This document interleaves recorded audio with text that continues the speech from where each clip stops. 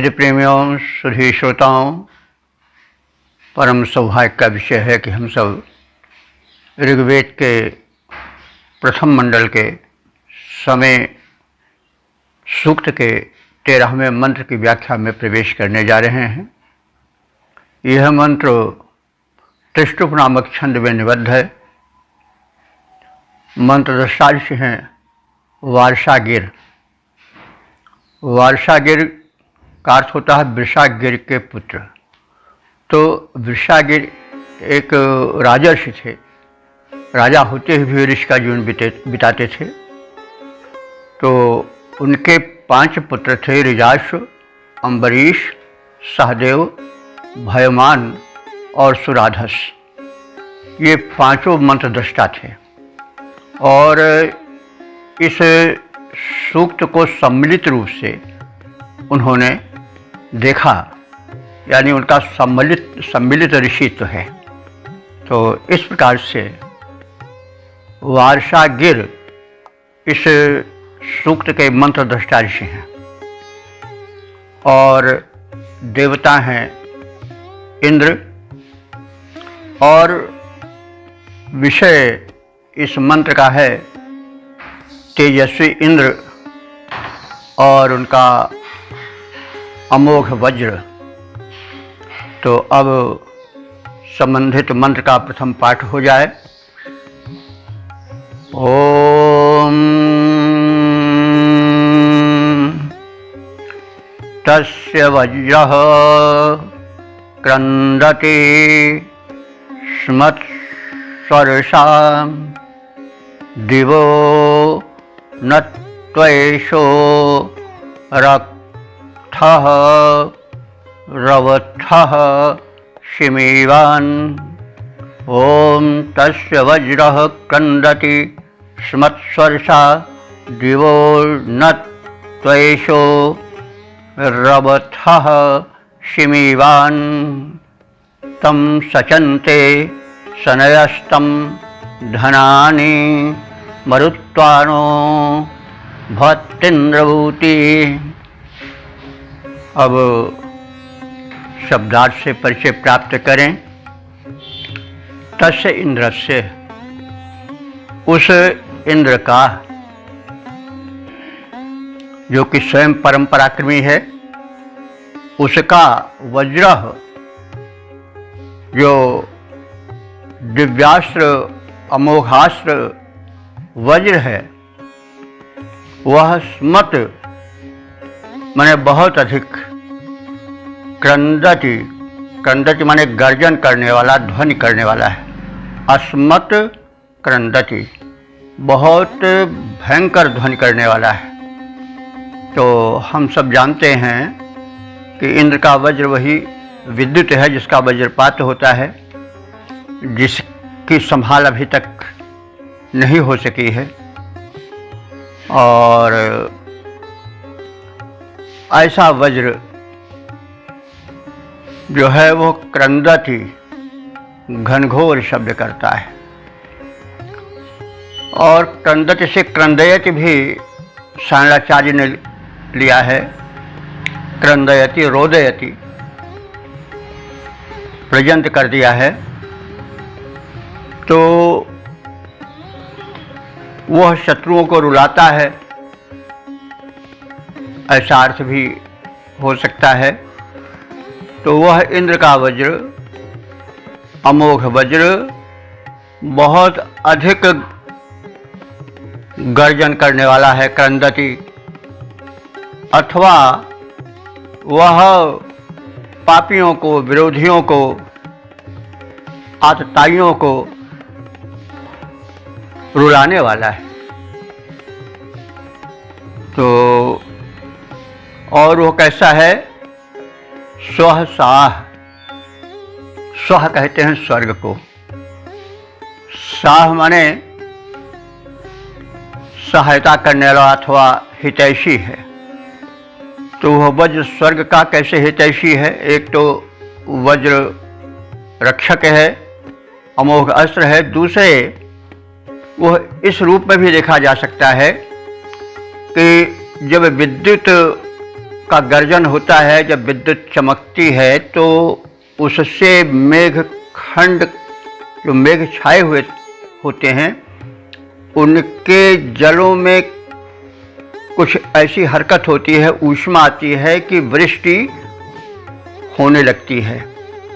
तो बिजली जब चमकती है तो वर्षा तीव्र होती है। तो उस वज्राघात से, उस बिजलियों के चमकने से जब वृष्टि होती है तो धरती उससे सुतृप्त होती है, और जो वनस्पतियां हैं, अनाज हैं, वे सब वृद्धि पाते हैं। तो उस अन्न से क्या होता है? यज्ञ होता है, यज्ञाद भवन्ति भूतानि। और उस उपज से जो हव्यान्न प्रस्तुत किया जाता है देवों को, उससे वे तृप्त पाते हैं, उनको बल मिलता है।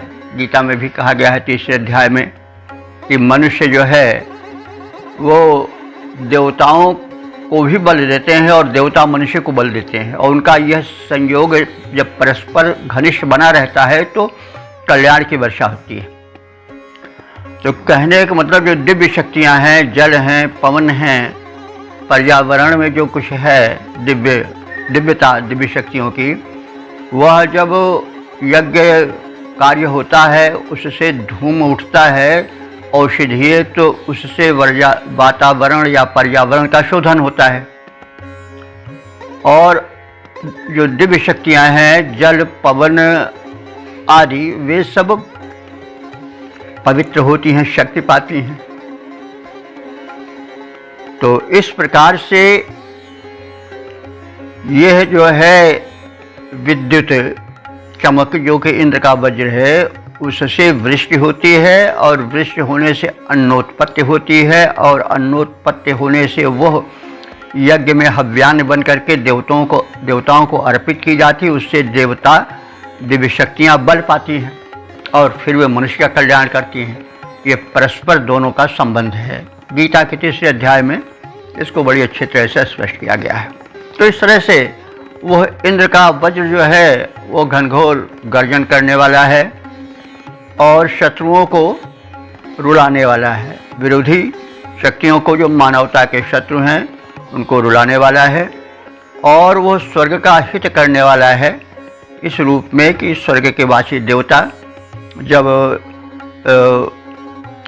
पृथ्वी के वृक्ष के द्वारा वर्धित अन्न की उपज से आहुति पाते हैं, तो उस आहुति से देवता तृप्त होते हैं, और स्वर्गवासी देवता जब तृप्त हुए तो स्वर्ग का हित हुआ। तो स्वर्ग से मतलब हुआ स्वर्ग में निवासी देवता लोग। तो कहने के तात्पर्य है कि वज्राघात जो विद्युतपात होता है, उसके जरिए धरती का कल्याण होता है, अन्न वृष्टि होती है, और उससे स्वर्ग से देवता तृप्त होते हैं, और इस प्रकार से स्वर्ग का भी कल्याण करने वाला वो वज्र है। तो अब इसके बाद इंद्र की प्रशंसा की जा रही है। इंद्र कैसा है? दिवाहना, वो वज्रधारी इंद्र। दिवाहन माने दिन में मध्याह्न कालिक सूर्य की भांति तेजस्वी है, चमकने वाला है। तो गगनस्थ सूर्य के समान इंद्र का तेज है। त्रेषः माने वो तेजस्वी है, और वह रवथः, जब दानवी शक्तियों से युद्ध होता है तो दहाड़ता है। वो रवथा माने रव करता है, शब्द करता है, गर्जन करता है, दहाड़ता है।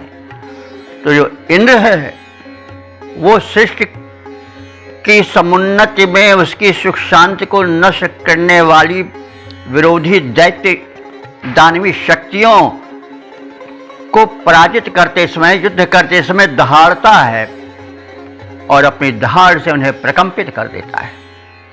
तो इंद्र जो है वो दिवाहना, ना माने समान, वह सूर्य के समान, यानी आकाश में चमकने वाले सूर्य के समान तेजस्वी है इंद्र, और रवथः, दहाड़ने वाला है, भयंकर शब्द करने वाला है। और शिमीवान, शिमीवान माने कर्म कुशल है, कर्म निरत रहता है। भाई गरजे ज़्यादा बरसे कम, तो फिर वो तो बात नहीं बनती है। तो इंद्र पराक्रमी है। इंद्र शत्रुओं को अपने शब्दों से भयभीत कर देने वाला है, लेकिन साथ ही साथ इतना ही नहीं करता है, वो स्वयं कर्मशील है और कर्मशील जो होगा वही कर्म की शिक्षा दे सकेगा और कर्म ही से कल्याण होता है। तो इंद्र तो ऐसा तेजस्वी है, रवथः युद्ध में दहाड़ने वाला है और शिमीवान कर्म करने वाला है, कर्म कुशल है। और कैसा है? शनयः, शनयः माने दान वृत्ति से परिपूरित है। ऐसा नहीं है कि अपने ही हित में दहाड़ कर और अपने हित में ही सब कुछ संचित करता है। वह उपासकों को दान वृत्ति वाला रूप दिखाता है। शनयः वो दान वृत्तिशील है। और धनानि सचन्ते, धन जो विविध प्रकार के हैं, गोधन, गजधन, बाजधन और सब स्वास्थ्य धन, विद्या धन आदि जितने धन हैं, उन सब धन, वे सब धन तम सचन्ते, तम माने उस इंद्र की, सचन्ते माने सेवा करते हैं, उनका सेवन करते हैं, अर्थात इंद्र के सब अधीन हैं।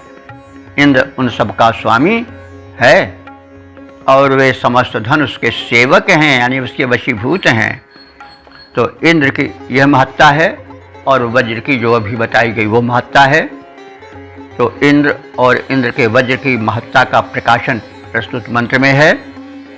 तो कथित गुणों से युक्त इंद्र जो कि मरुत्वान है, मरुत्वान माने मरुतों को अपने संग रखता है, वृष्ट्यादि में उनसे, उनके बल से स्वयं को और अधिक प्रभावशाली बनाता है। तो ऐसा मरुत्वान, मरुतों वाला इंद्र नः ऊती भव, हम उपासकों का, ऊती माने संरक्षक, भव माने हो जाए। तो इस प्रकार से इंद्र का वज्र घनघोर गर्जन करने वाला है, दुष्टों को रुलाने वाला है, शत्रुओं पर प्रहार करने वाला है। वह इंद्रवज्र स्वर्ग लोक का भी हितैषी है। और सूर्यदेव द्युलोक में विराजमान होकर जब चमकते हैं तो जो द्युति उनसे निकलती है वही द्युति इंद्र में भी है। वैसे वैदिक शब्दकोश में सूर्य व इंद्र हो, सूर्य भी इंद्र ही है, या इंद्र एवं सूर्य, इंद्र भी सूर्य है, ऐसा भी कहा गया है। तो बहरहाल यहाँ पर जब इंद्र का प्रसंग है तो हम इंद्र को ही लें। तो इंद्र मध्याह्नकालीन सूर्य के समान परम तेजस्वी है। और ऐसा इंद्र जो है वह युद्ध में दहाड़ने वाला है, शत्रुओं को प्रकंपित करने वाला है, कर्म कुशल है, धन उसके सेवक हैं, दान की व्यवस्था में वह परम पटु है, परम कुशल है, खुले दिल से दान देता है उपासकों को। तो ऐसा इंद्र अपने सहायक मरुत गणों के साथ सदैव हम सब उपासकों का संरक्षक बना रहे, हमें दैहिक दैविक भौतिक किसी प्रकार की भी पीड़ा न हो, ताकि हम उपासक गण याज्ञिक भावना से कर्म इस सृष्टि में करते हुए शतायु और दीर्घायु प्राप्त करते रहें। तो इस प्रकार से इस मंत्र के संक्षिप्त शब्दार्थ और भावार्थ से परिचय प्राप्त उपरांत हम सब इस मार्मिक मंत्र के पद्य रूपांतरण का भी दर्शन करें। इंद्र वज्र घन घोर गर्जनाएं करता है, इंद्र वज्र घन घोर गर्जनाएं करता है, शत्रुओं को भय त्रस्त करके रुलाता है, शत्रुओं को भय त्रस्त करके रुलाता है। स्वर्ग का हितैषी इंद्र गगनस्थ सूर्य सम, रण में दहाड़ता है तेज बरसाता है, रण में दहाड़ता है तेज बरसाता है। कर्म में कुशल बल विक्रम विशाल इंद्र, वैभव से पुष्ट धन वैभव प्रदाता है। ऐसा इंद्र मित्र मरुतों से मिल रक्षा करे, भक्त जन यूथव से विनती सुनाता है, भक्त जन यूथव से विनती सुनाता है। हम शम। वेद प्रेमियों, सुधी श्रोताओं, संप्रति हम सब ऋग्वेद के प्रथम मंडल के 14वें सूक्त की व्याख्या में प्रवेश करने जा रहे हैं। यह जो सूक्त है यह त्रिष्टुप नामक छंद में निबद्ध है, और यह जो 14वां मंत्र है वो भी त्रिष्टुप छंद में निबद्ध है। इस मंत्र के दृष्टा ऋषि हैं वार्षागिर, देवता हैं इंद्र, और इस मंत्र का विषय है इंद्र का बल सराहनीय है। अब संबंधित भाव को भरे हुए मंत्र का प्रथम पाठ हो जाए। ओम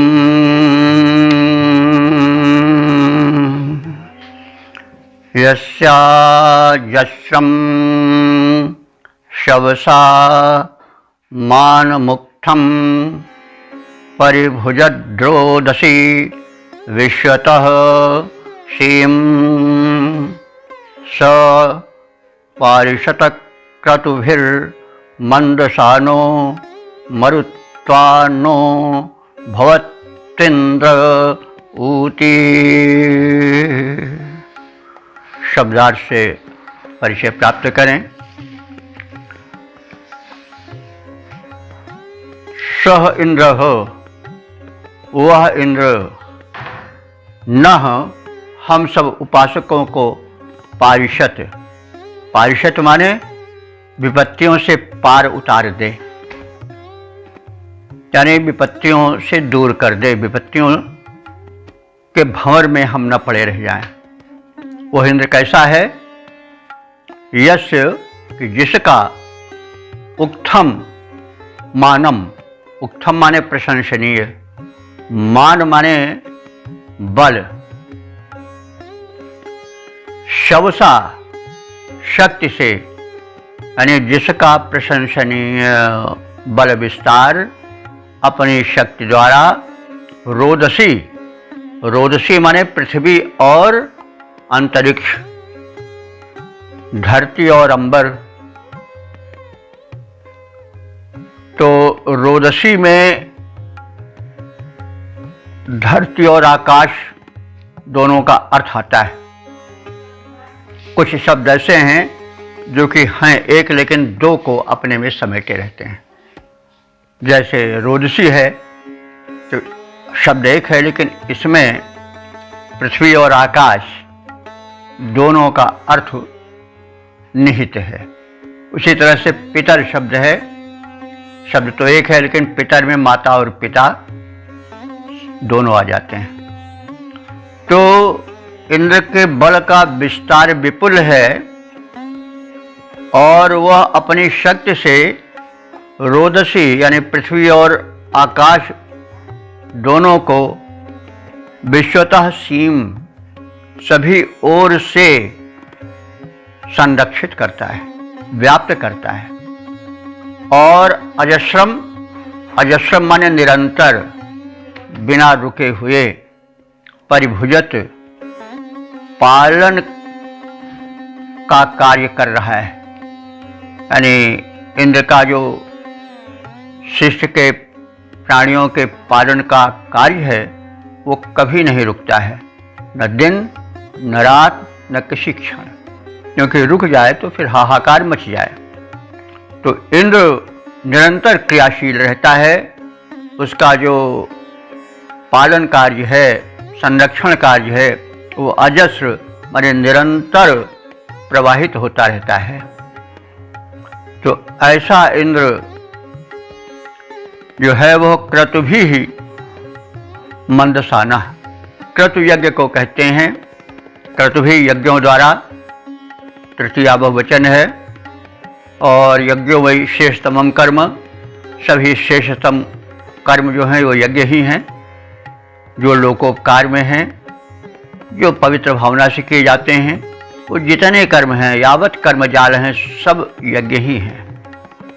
तो हम लोग जो ये कहने सुनने का कार्य कर रहे हैं, यह भी यज्ञ ही है, क्योंकि इसके पीछे भी लोक कामना कार्य कर रही है, कहीं न कहीं, किसी न किसी रूप में। तो वह जो इंद्र है परम शक्तिमान है, सर्वोत्कृष्ट देव है, देवराज है। वह क्रतुभी माने यज्ञों द्वारा अर्थात याज्ञिक भावना से किए हुए समस्त पवित्र कर्मों, सामाजिक हित से जुड़े कर्मों द्वारा मंदसाना माने प्रसन्न होता रहता है। वो प्रसन्न इसलिए विशेष रूप से होता है कि उसके रचित संसार और उसके द्वारा पालित संरक्षित संसार के मनुष्य जो हैं वो यज्ञ कर्मों में यानी शुभ सामाजिक लोक हितकारक कर्मों में संलग्न हैं। यह उसके मंदसाना माने प्रसन्न करने का प्रमुख साधन है। इसलिए भगवान जो है वह केवल हाथ जोड़कर प्रार्थना करने से ही नहीं, वरन कर्मों से प्रसन्न होते हैं। इसीलिए गीता में कहा गया है, स्वकर्मणात्मभ्यर्च सिद्धिम विन्दति मानवा। मनुष्य जो है अपने कर्मों से उस परमात्मा की अभ्यर्चना करते हैं, उपासना करते हैं, और उसी से वे सिद्धि प्राप्त करते हैं। तो परमात्मा परमपिता पहले यह चाहता है कि उसके पुत्र, उसकी संतानें शुभ कर्म में संलग्न रहें और प्रगति करती रहें और कृतज्ञ बनी रहें। ये तो सभी चाहते हैं, क्योंकि कृतज्ञता एक बहुत बड़ा गुण है। अकृतज्ञ नहीं होना चाहिए। भगवान ने हमको सब दिया, तो सबसे पहले हम भगवान के प्रति कृतज्ञ बने, क्योंकि अकृतज्ञता, किसी के किए हुए को न जानना, ये दोष है। तो परमात्मा ही ने तो हमको सब दिया है। ऑक्सीजन यानी प्राणवायु के लिए क्या मारा मारी है, कितनी मौतें हो रही हैं घुट घुट करके, तो वो परमात्मा फ्री दे रहा है, मुफ्त हमको दे रहा है। तो हम उसके प्रति क्यों नहीं कृतज्ञ हों। इसी प्रकार से सभी क्षेत्रों में है। तो वह जो इंद्र है, परमात्मा है, सर्वस्वामी है, सर्वनियंता है, देवों का, दिव्य शक्तियों का सम्राट है। वह क्रतुभी यज्ञ भावना से किए जाने वाले कर्मों से, याज्ञिक कर्मों से मंदसाना माने प्रसन्न होने वाला है, हर्षान्वित होने वाला है। तो ऐसा इंद्र पारिषद हमको अनेक संकट जालों से पार करता रहे, उस पार करता रहे, उद्धार करता रहे। और अंत में जो पंक्ति है इस सूक्त की, जो प्रायः दोहराई गई है, वो है मरुत्वान इंद्र न ऊटी भवतु। वह मरुतों को अपने साथ रखने वाला इंद्र स्वामी हम सब उपासकों का ऊटी भवतु माने संरक्षक होकर रहे।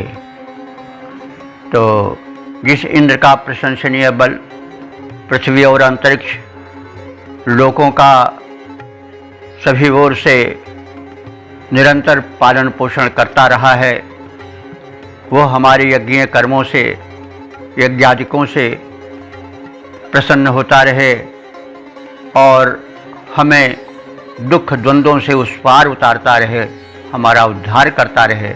और वह इंद्र जो कि मरुतों से सदैव आवृत रहता है, सदैव घिरा रहता है, जो उसकी सेवा में, सहायता में सदैव तत्पर रहते हैं। ऐसे मरुतों से युक्त इंद्रदेव हम उपासकों के सदैव सहायक और संरक्षक बने रहें, यह प्रार्थना है। तो हम अगर चाहें तो इंद्र, क्योंकि वैदिक कोश में कहा गया है कि आत्मा व इंद्र, हृदय व इंद्र, प्राण व इंद्र, और जो मरुत हैं वो प्राणायाम में भी काम आते हैं, जीवन के धारक तत्व हैं। प्राणायाम से उनकी शक्ति का विशेष विस्तार होता है, मानव की शक्तियों का आत्मिक शक्ति जागृत होती है।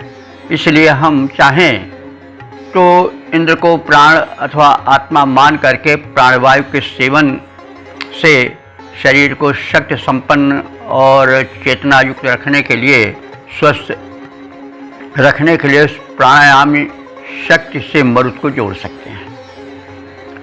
तो इस प्रकार से हम इस मंत्र के संक्षिप्त शब्दार्थ और भावार्थ के परिज्ञान के पश्चात इसके पद्य रूपांतरण का भी अवलोकन कर लें। महनीय इंद्रदेव का प्रशंसनीय बल, महनीय इंद्रदेव का प्रशंसनीय बल, धरती गगन मध्य चारों ओर छा रहा, धरती गगन मध्य चारों ओर छा रहा। अंबर अवनि दोनों को समान रीति से ही रक्षण प्रदान कर नाश से बचा रहा। दुख द्वंद्वों से उतारे पार जो हमारे सारे शुभ यज्ञ कर्मों से प्रसन्न होता आ रहा। मरुतों मित्र मरुतों से मिल रक्षण हमारा करे, वही इंद्र जो कि सारा शासन चला रहा, वही इंद्र जो कि सारा शासन चला रहा है। ओम शम। वेद प्रेमियों, सुधी श्रोताओं, संप्रति हम सब ऋग्वेद के प्रथम मंडल के समय सूक्त के 15वें मंत्र की व्याख्या में प्रवेश करने जा रहे हैं। यह मंत्र त्रिष्टुप नामक छंद में निबद्ध है। मंत्र दृष्टा ऋषि हैं, वार्षागिर और देवता हैं इंद्र। इस मंत्र का शीर्षक है, इंद्र अपने सर्वोत्कृष्ट पराक्रम द्वारा हमारी रक्षा करें। अब संबंधित मंत्र का सर्वप्रथम पाठ हो जाए। ओम न यस्य देवा देवता न मर्ता आपश्यन् शवसो अंतमापुः स प्ररिक्वा त्वक्षसा क्षमो दिवश्च मरुत्वान्नो भवत्विन्द्र ऊती। शब्दार्थ से परिचय प्राप्त करें। यश इंद्रस्य, जिस इंद्र के, शवसः माने बल का, शव माने बल होता है, शवसः षष्ठी हो गया है, बल का। तो शव के विषय में कई बार कहा जा चुका है। वेद में यह शव जो है वो प्रचलित अर्थ शव, जिसको हम लोग मृत शरीर कहते हैं, लाश कहते हैं, उसके अर्थ में नहीं प्रयुक्त हुआ है कभी, जहाँ तक हम देखे हैं अभी तक, वो बल के लिए आया है। तो शवसः माने बल का। यश इंद्र से शवसः, जिस इंद्र के बल का, अंतम माने अंत, पार, पाना।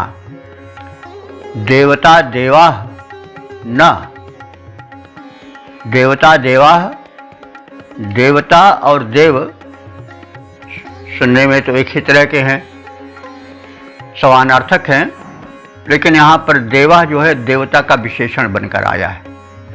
तो देवाह, देवता, देव का शब्दार्थ होता है कि दानात, द्योतनाद, दीपनाद वाह देवा, जो दान दे, ले नहीं। हमेशा जानिए कि देवता देते ही रहते हैं, कभी लेते नहीं। अगर आप देते हैं तो उसे लौटा देते हैं आपको। जैसे आपने आहुति दिया तो वे आहुति से जो लाभ होता है, परिशोधन होता है, वे उसको आपके ही हित में लौटा देते हैं, यानी आप उससे स्वस्थ होते हैं, सुखी होते हैं। तो देव वही है जो देता रहे, और जो लेता रहे वो कभी देव नहीं है। तो देवता जो कि देव हैं, अर्थात जो कि देते हैं, ददाति, द्योतनाथ माने जो स्वयं प्रकाशित हैं, और दीपनाथ जो प्रकाश देते रहते हैं, वे देव हैं। तो ऐसे देव गुणधारी देवता जो हैं, भिन्न भिन्न नामों वाले, वे दानशील हैं, तेजस्वी हैं। मर्ताह माने मर्त्यों को, मनुष्यों को, और आपहचन तो यानी वो मर्त्यों मनुष्यों में, और आपहचन, आपहचन कहते हैं, आप कहते हैं जल को, और आपहचन माने जलराशि। सबसे बड़ी जलराशि कौन है? सागर है। तो सागर अनंत जलभार धारण करता है, बड़ा गंभीर होता है। तो इंद्र का बल इतना अधिक है कि उसका पार न तो देवता पा सके हैं, न मर्ता मनुष्य ही पा सके हैं, न आपहचन, न गंभीर जलराशि को धारण करने वाला महासागर ही पा सका है, न आपुह। आपुह देखिए, यहाँ आप धातु है, बार एक आपा आया है, एक आपू आया है। तो आपा तो संज्ञा है, वो जल और उससे संबंधित जलराशि समुद्र के लिए यहाँ प्रयुक्त हुआ है। तो आप माने जल भी होता है जब वो संज्ञा रूप में होता है, तो लेकिन जब वो आप क्रिया रूप में प्रयुक्त होता है धातु में, तो उसका जब लिट लकार बनता है तो आपुह हो जाता है। आप से आपनोति बनता है, तो आप में पा में हल। तो जब आप क्रिया हो जाता है, धातु बन जाता है, तो वह जो है वह प्राप्नोति पाने के अर्थ में आता है। तो आपुह जो है लिट लकार है आप धातु का, तो जिसकी महिमा का, गंभीरता का, विस्तार का अंत ना तो दिव्य देव पा सके हैं, ना मनुष्य पा सके हैं, न गंभीर जलभार धारक समुद्र ही पा सका है, आपुह पा सका है। सह वह इंद्र, स्व माने अपनी, त्वक्षसः, त्वक्षसः माने सूक्ष्म शक्तियों से, क्षम, क्षम माने पृथ्वी, क्षम पृथ्वी को कहते हैं। मानस में भी है सहज क्षमा छाड़ई बरु छूनी। तो क्षमा शक्ति के कारण धरती को क्षमा भी कहा गया। क्षम, क्षम आने रहे, आधा क्षा है, का और शा मिलकर के, क्षा देखिए जो क्षा बनता है क्षत्रिय वाला, वो आधा का और शा तालवी मिलकर के बनता है।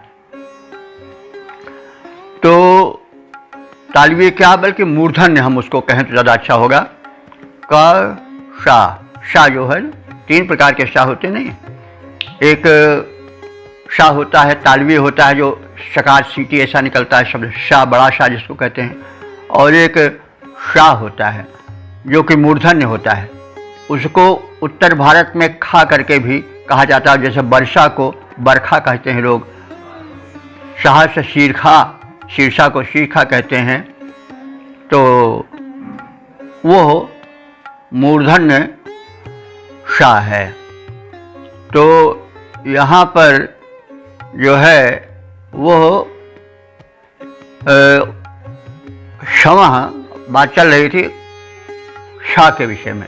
तो जो जिसको हम क्षत्रिय वालाक्षा कहते हैं, बड़ाक्षा कहते हैं, उसमें का रहता है और मूर्धन्य शा रहता है। तो क्षमा इसका हम उच्चारण करते हैं, यानी पृथ्वी, जिसका अर्थ हुआ पृथ्वी, क्षमा। तो उस इंद्र का, उसके बल का अंत पृथ्वी भी नहीं पा सकी है, दिवा माने द्युलोक भी नहीं प्राप्त कर सका है। और वह इंद्र परिक्वा माने बढ़ा चढ़ा हुआ है। किनसे? जिनकी चर्चा भी की गई है, यानी देववर्ग, गंभीर सागर, मानवीय वर्ग और अंबर अवनी आदि जितने भी हैं वे सब उसकी शक्ति का पार नहीं पा सके। वो सबसे परिक्वा है, यानी आगे बढ़ा हुआ है। परिक्वा आगे बढ़ा हुआ है। मरुत्वान, तो ऐसा इंद्र मरुत्वान जो कि मरुतों को सदैव अपने साथ में रखता है, मरुत उसके पहरेदार या संरक्षक बन करके रहते हैं, ऐसे मरुतों वाला इंद्र नः ऊति भवतु, हम उपासकों का संरक्षक बना रहे। तो इस प्रकार से जिस इंद्र देव के बल का अंत तेजस्वी, दानी, देवता, मनुष्य, गंभीर जलभार धारक समुद्र नहीं पा सके हैं, ऐसा सर्वसमर्थ इंद्र अपनी सूक्ष्म शक्तियों से पृथ्वी और द्युलोक से आगे बढ़ा चढ़ा हुआ है, यानी वह सर्वोत्तम शक्ति है। वही इंद्र जो कि मरुतों को सदैव संरक्षण में अपने रखता है, वह मरुतों वाला इंद्र हम सब उपासकों की सर्वदा रक्षा करता रहे, क्योंकि संरक्षण मिलेगा तभी तो कार्य आगे बढ़ेगा। मानव प्रगतिशील है, प्रगति चाहता है, लेकिन वह विरोधी शक्तियों से, दानवी शक्तियों से सुरक्षित रहे, इसको भी वो बार बार कह रहा है कि काम करने मिले तब तो हम काम करें। यहाँ तो तरह तरह के शत्रु हैं, विरोधी तत्व हैं, कभी मित्र बनकर कभी शत्रु बन करके तरह तरह से मनुष्य को भटकाते रहते हैं और प्रगति पथ पर बढ़ने से उसको पीछे खींचते रहते हैं।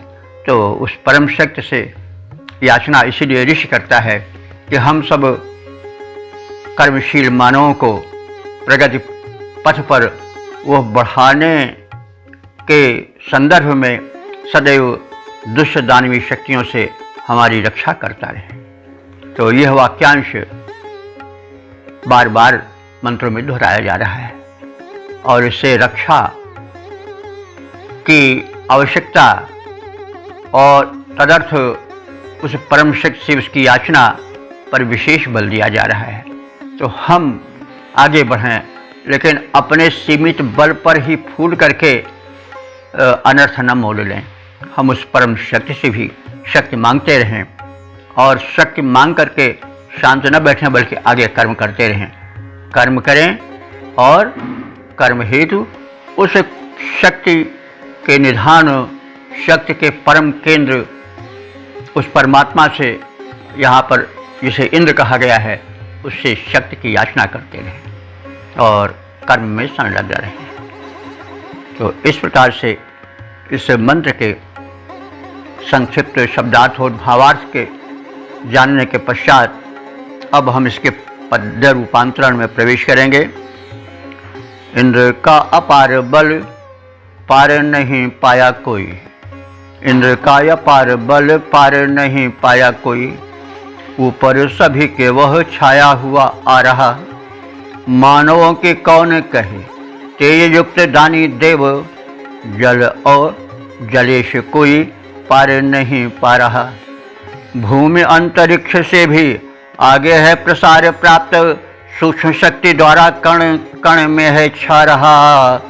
मित्र मरुतों से मिल ऐसे इंद्र रक्षा करें, शक्ति का न आदि यंत्र जिसके दिखा रहा, शक्ति का न आदि यंत्र जिसके दिखा रहा। ओम। वेद प्रेमियों, सुधी श्रोताओं, संप्रति हम सब ऋग्वेद के प्रथम मंडल के समय सूक्त के 16वें मंत्र की व्याख्या में प्रवेश करने जा रहे हैं। यह मंत्र त्रिशुप नामक छंद में निबद्ध है। मंत्र दृष्टार्ष हैं वार्षागिर और देवता हैं इंद्र।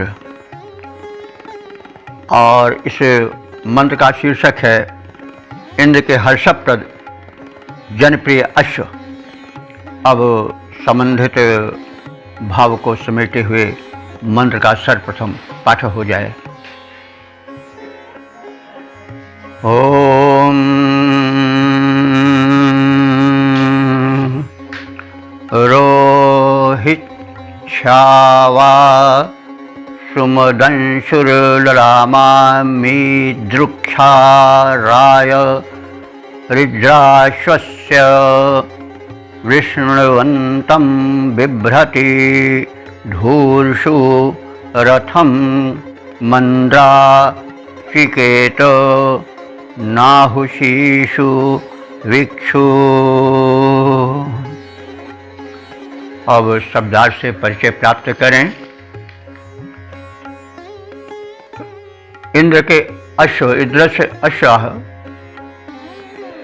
अश्वाह, इंद्र के घोड़े, ये माने जो रोहित, रोहित कहते हैं लाल रंग वाले।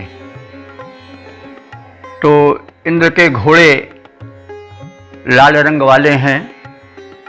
और श्यावा, श्यावा कहते हैं श्याम वर्ण वाले भी हैं। तो उनके जो अश्व हैं वे कुछ तो लाल वर्ण के हैं और कुछ जो हैं वो श्याम वर्ण के हैं। तो अब अश्व क्या है यह तो मंत्र में नहीं दिया गया है, लेकिन इंद्र वर्षा का देवता है, तो वह देवों का सम्राट है, तो रथ तो उसके पास रहेगा ही, ऐसे तो आएगा नहीं। तो उसके रथ का जब नाम नहीं लिया गया है तो हम बादलों को ले सकते हैं। जब घनघोर घटाएं घिरती हैं तो कुछ घटाएं काली होती हैं, कुछ पर थोड़ा चमकीलापन या भूरापन रहता है, तो वही उसके अश्व माने जा सकते हैं। तो इंद्र आता है, वो वर्षा का देवता है, वृष लेकर आता है, तो घोड़े पर चढ़कर आता है। उसके घोड़े जो हैं वो घनघटाएं हो सकती हैं, जो कुछ धूसर वर्णी होती हैं, हल्की अरुणिमा लिए होती हैं, और कुछ जो है वो श्याम रंग की होती हैं। तो इस प्रकार से वह इंद्र जब अपने अरुण वर्णी और श्याम वर्णी अश्वों पर चढ़कर आता है तो सुमत अंशु, तो उसके घोड़े जो हैं वो उत्तम तेज वाले दिखाई पड़ते हैं। सुमत अंशु बड़े ही उत्तम तेजस्वी दिख पड़ते हैं। और ललामी, बड़े ललाम माने सुंदर आभूषित परिलक्षित होते हैं। दीक्षा, दीक्षा कहते हैं द्विलोक में स्थित इंद्र को। तो ऐसे अश्व दीक्षा उस स्वर्गाधीश इंद्र को उसके मूल स्थान स्वर्ग से लाते हैं। और वे अश्व मंद्रा हैं। मंद्रा माने आनंददायक हैं, आनंद बिखेरने वाले हैं। उन अश्वों को देख करके भक्तों को, उपासकों को यह आभास हो जाता है कि हम सबके संरक्षक सुखदायक इंद्र आ रहे हैं। हमारी सुरक्षा, हमारी संपन्नता उनके साथ आ रही है। इसलिए उन आनंदप्रद अश्वों को देख करके उपासकगण आनंदित होते हैं और उन्हें अनुमान हो जाता है कि वे आ तो रहे हैं ऋजाश्व ऋषि के लिए। ऋजाश्व एक ऋषि का नाम है, इस मंत्र दृष्टा ऋषियों में से एक नाम उनका भी है। वे आ तो रहे हैं ऋजाश्व ऋषि के कल्याण के लिए, लेकिन वो उन्हीं का कल्याण नहीं करेंगे। मुख्य प्रयोजन के साथ जो उससे लगा हुआ गौण प्रयोजन है, हम प्रजाजनों का संरक्षण, सुख समृद्धि का वर्षण, वो भी उसके साथ लगा हुआ है। इसलिए वे ऋजाश्व ऋषि के कल्याण के लिए पधारने वाले इंद्र को देख करके राय माने ऐश्वर्य वर्धन के लिए उनका आगमन जान करके, राय माने कहा गया है, धन को कहते हैं, और राय हम उसका बहुवचन है। तो धनैश्वर्य के संवर्धन के लिए, वर्षण के लिए वे आ रहे हैं। और ये जो रथ में जुटे हुए घोड़े हैं, वे उस विषमंतम, विषण कहते हैं बलवान को, और विषण कहते हैं वर्षा करने वाले को भी। तो वे उस बलवान इंद्र को अपने रथ पर ला रहे हैं। तो उसके रथ को देख करके, जो रथ की धूर्षु माने रथ की धुरा या रथ का जुआ जिनके कंधों पर रखा हुआ है, ऐसे अश्वों और ऐसे रथों को देख करके, और विभ्रत माने उनके द्वारा वो रथ खींचा जाता हुआ देख करके तीव्रता से भूलोक की ओर आ रहा है, ऐसा जान करके नाहु शीशु विक्षु, नाहु शीशु कहते हैं मानुषी, नाहु शीशु मानुषी प्रजाओं में, विक्षु जनों में, प्रजाओं में। तो मानुषीषु विक्षु, मानुषी प्रजाओं में, मनुष्यों में चिकेत, वे अपने प्रकट होने का, अपने आगमन का ज्ञान देते हुए उनको अत्यधिक आनंदित करते हैं। तो इस प्रकार से लाल और श्याम वर्ण के उत्तम तेजस्वी सुसज्जित स्वर्गस्थ इंद्र के आनंददायक अश्व ऋजाश्व ऋषि के ऐश्वर्य वर्धन हेतु रथ के जुए को गर्दन पर संभाले हुए द्विलोक से पृथ्वी लोक की ओर जब पयान करते हैं, तो प्रजाजन इस दृश्य का अवलोकन करके हर्ष में विभोर हो जाते हैं, और उनमें अतीव हर्ष हो जाता है कि आ तो रहे हैं ऋजाश्व ऋषि के मुख्य प्रयोजन को लेकर के, लेकिन वो हमारा भी कल्याण करेंगे, क्योंकि उनका दृष्टिकोण व्यापक है, एक साथ अनेक कार्य करने वाले हैं। तो इस प्रकार से जब घटाओं के, श्यामवर्णी घटाओं के, कुछ अरुणिमा लिए हुए घटाओं के, कुछ धूसरपन लिए हुए घटाओं के, जो अश्व के समान मान्य हैं इंद्र के, उन पर आरूढ़ इंद्र जब आते हैं, धरती की ओर उन्मुख होते हैं, तो है तो उनका प्रयोजन ऋषि का कल्याण मुख्य, लेकिन जो गौण प्रयोजन है वो जन कल्याण है। उसको देख करके, उनके इस प्रकार के रथ को आकाश से धरती की ओर आता हुआ देख करके जो प्रजाजन हैं वो हर्ष से विभोर उठते हैं, और उनमें अत्यंत आनंद व्याप्त हो जाता है। अब हम संबंधित मंत्र का पद रूपांतरण देखें। लाल और काले रंग वाले अश्व इंद्र के हैं, लाल और काले रंग वाले अश्व इंद्र के हैं, बड़े ही सुसज्जित हैं, बड़े तेजवान हैं, बड़े ही सुसज्जित हैं, बड़े तेजवान हैं, आनंद प्रदायक हैं, सिद्धि सुखदायक हैं, इंद्र रथ खींचते हैं, बड़े बलवान हैं। वे ऋजाश्व जिनकी इंद्रियां सजी हुई हैं, वे ऋजाश्व ऋषि जिनकी इंद्रियां सजी हुई हैं, जिनकी इंद्रियां सजी हुई हैं, उनके हितार्थ जब करते पयान हैं। इंद्र के समेत रथ को उतरता विलोक, उमड़ता जनता में हर्ष का उफान है, उमड़ता जनता में हर्ष का उफान है। इंद्र के समेत रथ को उतरता बिलुक, उमड़ता जनता में हर्ष का उफान है, हर्ष का उफान है। ओम शम।